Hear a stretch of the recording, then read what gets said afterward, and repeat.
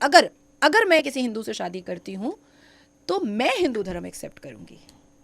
हाँ, 10 बच्चे जहाँ तक पैदा करने की बात है तो वो मैं नहीं कर सकती क्योंकि मेरे ऊपर बहुत सारी जिम्मेदारियां हैं, लेकिन 2-3 तो पक्का करूंगी। इवन मेरे पास अभी बहुत टाइम भी है, अभी मेरा मोनोपॉज नहीं आ रहा है। 18 साल है मेरे पास नहीं, अभी। अब पुनीत पे चलते हैं ना। हाँ। मेनोपॉज से पुनीत याद आ गया मुझे। Puneet has proof of Nazia, वो जो चला ना, वो ज्यादा वीडियो नहीं चला। नहीं, मैं उसकी शक्ल नहीं देखना चाहती हूँ, अरे प्लीज। यार ऐसे मत करो यार। आप सवाल पूछ ले, मैं जवाब दे दूंगी। पुनीत के ही सवाल पूछना है तो उसकी वीडियो हाँ, के बिना नहीं कैसे नहीं, आप अपने उस पर लगा दें। इतना। चलो, सवाल मेरे जेन्युइनली मेरे मन में था हाँ, कि ये हाँ। ड्रामा शुरू ही क्यों हुआ? Why was this necessary? नहीं नहीं, मैं तो इसको ड्रामा नहीं बोलूंगी। पर शुरू ही क्यों हुआ?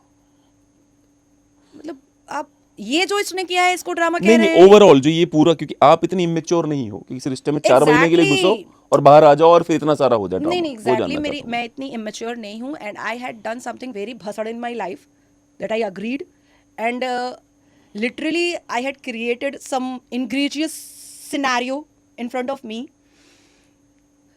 लेकिन होती है इंसान से कभी गलती, और मेरी बहुत बहुत बहुत लाइफ में पहली बार जो पहला एक डिसीजन था मेरा, वो बहुत ही गंदा डिसीजन था जिसको मैं अग्री कर रही हूँ।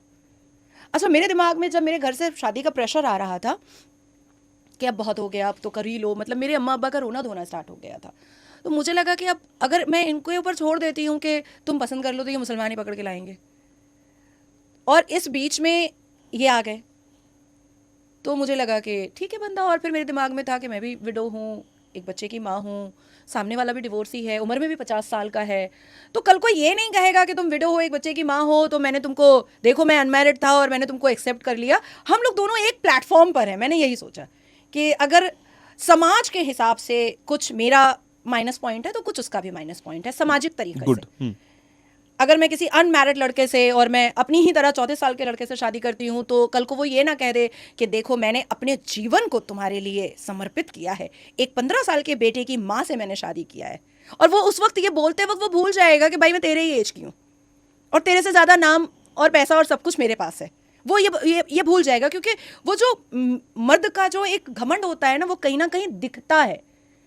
तो मैंने सोचा कि जब हम सेम प्लेटफॉर्म पे रहेंगे ना, तो किसी के मुंह से कोई घमंडी बोली नहीं निकलेगी। ना मैं बोलूंगी कि देखो मैं इतने बड़े प्रोफाइल पर हो करके मैं तुमसे शादी कर रही हूँ, ना वो बोलेगा कि देखो मैं 15 साल के बच्चे की माँ से मैं शादी कर रहा हूँ। तो मेरे दिमाग में ये आया, और सडनली जब इनकी एंट्री हुई तो मुझे लगा परफेक्ट है, ठीक है, कोई दिक्कत नहीं है। मेरी पुनीत जी से बात भी हो चुकी थी कि ऐसा नहीं है कि हम घर बसाने वाले हैं कि आप काम पे जाओगे, मैं टिफिन का डब्बा दूंगी और मैं काम पे फिर जाऊंगी, और आप मुझे सुप्रीम कोर्ट से पिकअप करोगे या पार्टी कार्यालय से या किसी न्यूज स्टूडियो से पिकअप करोगे। No no no no no. And there is nothing wrong in that. जो लोग कर रहे हैं उनके लिए देयर इज आप नथिंग अपनी रॉन्ग। एक्टिंग पर फोकस करो, हाँ। आप अपने करियर पर फोकस करो, मुझसे जो हेल्प होगा मैं करूंगी, मैं अपने करियर पर फोकस करती हूँ, आपसे जो हेल्प होगा आप करना। हम दोनों कैमरा पर्सन हैं, आप भी कैमरा फेस करते हो, मैं भी कैमरा फेस करती हूँ, तो हम अपने अपने करियर को लेकर के कभी भी उसको सेकंड प्रायोरिटी नहीं देंगे।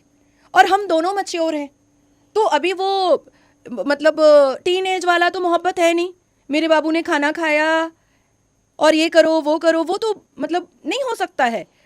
मोहब्बत भी बहुत मैच्योरिटी वाली होगी। लेकिन ऑन सर्टेन पॉइंट जब मुझे कुछ चीज़ें ऑब्नॉक्शियस लगी, कुछ चीज़ें मुझे ठीक नहीं लगा, तो मुझे ऐसा लगा कि मुझे पीछे हो जाना चाहिए। मुझे एक डिक्टेटरशिप दिखाई देने लगी उनमें।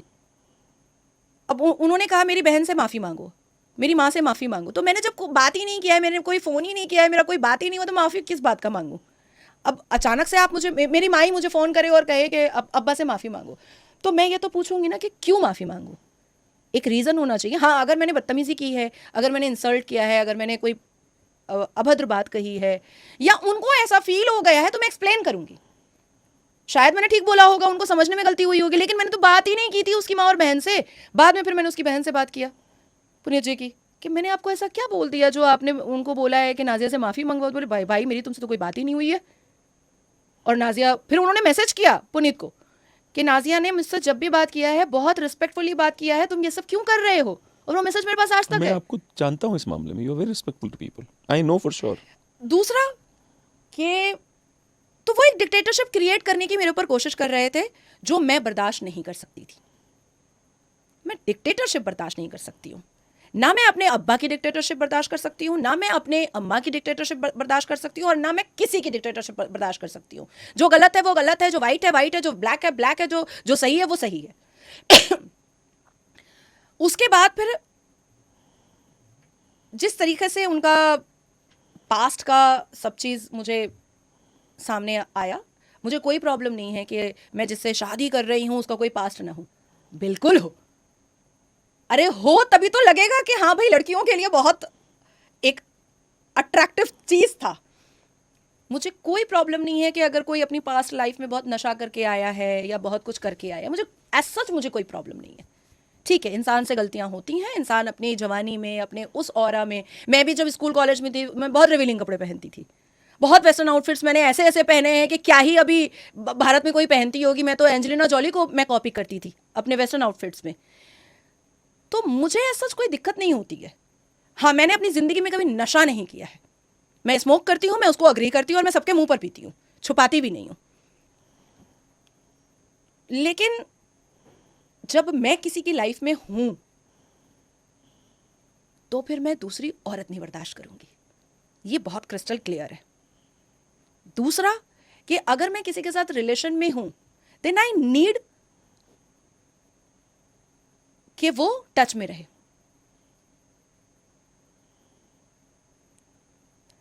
वो किसी और से 4 घंटे बात कर रहा है, फालतू के बकवास, लेकिन मेरे कॉल का समय नहीं है। तो ये चीजें मुझे ऐसा लगता है कि आप मुझे इंसल्ट कर रहे हो।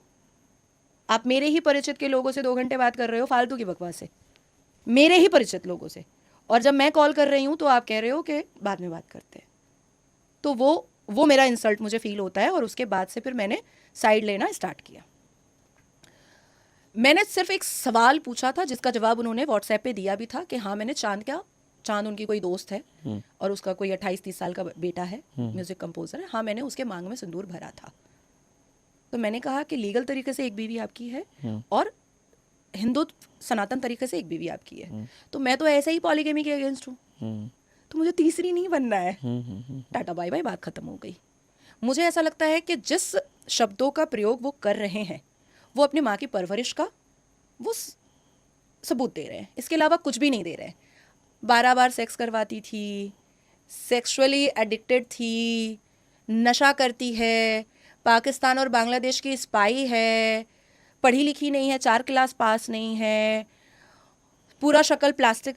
ठीक है, कंटिन्यू सॉरी। पढ़ी लिखी मेरा ना मुझे गुस्सा आ जाता है क्योंकि हमारे प्रधानमंत्री जी भी बहुत ज़्यादा पढ़े लिखे आदमी नहीं है, पर देश के प्रधानमंत्री बन के बैठे हुए। उसके बाद फिर पूरे शक्ल पे उसने प्लास्टिक सर्जरी करा के रखा है।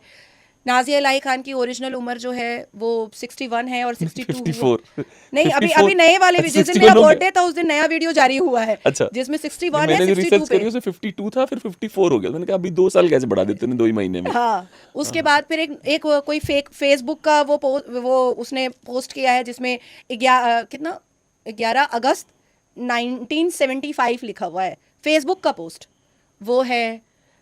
मैंने अपनी पूरी प्लास्टिक सर्जरी करा के मैं यंग बनी फिरती हूँ, मैं अपने नेल्स में इंजेक्शन लेती हूँ यंग दिखने के लिए।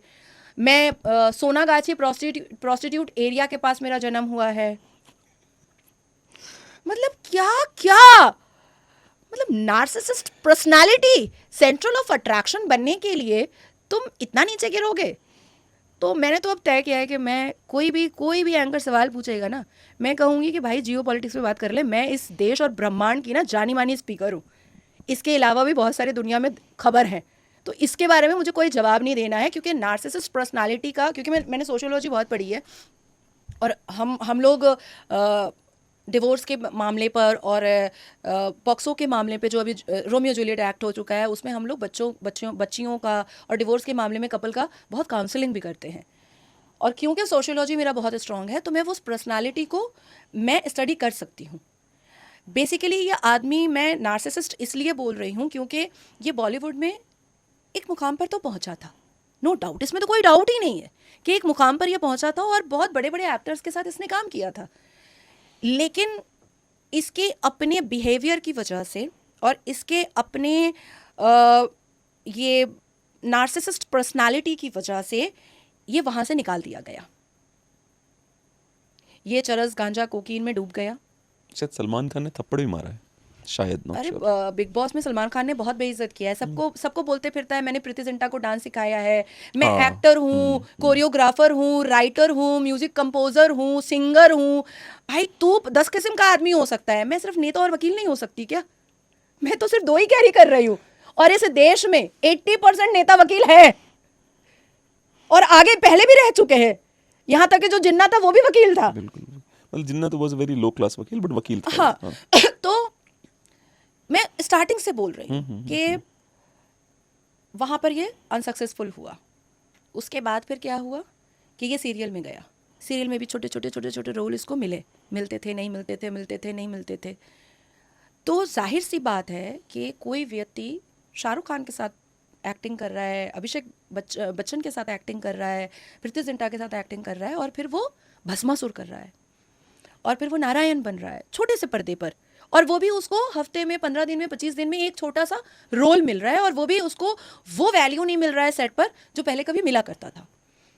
तो बंदा जिम्मेदार वो खुद है। जिम्मेदार वो खुद है, वो खुद है। अभी मुझे समझ में आ रहा है कि वो जिम्मेदार खुद है। पहले मुझे भी लगता था कि यार ये तो गलत है, लेकिन अभी मुझे लगता है कि आप जिस थाली में आप खा रहे हो उसी थाली में आप लुंगी उठा करके हक दे रहे हो, तो जाहिर सी बात है कि सामने वाला थप्पड़ मार के हटाएगा ही कि तू मेरी थाली में खा के मेरी थाली में हक रहा है बेटे, अब बताता हूं तुझे। तो उसके बाद फिर अब ये सीरियल से भी अभी तो पूरा ही वेल्ला है, पूरा वेल्ला है। अब ये यूट्यूबर बन चुका है,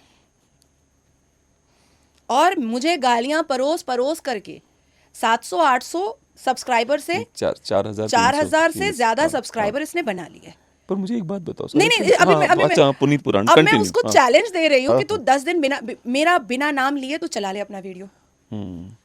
भाई इस देश में कम से कम 15 लाख से ऊपर मुसलमान हैं, जो मेरी टीम ने निकाला है, जो यूट्यूबर जिनका मोनेटाइज हुआ है यूट्यूब चैनल मेरी वजह से, मुझे गालियां दे करके।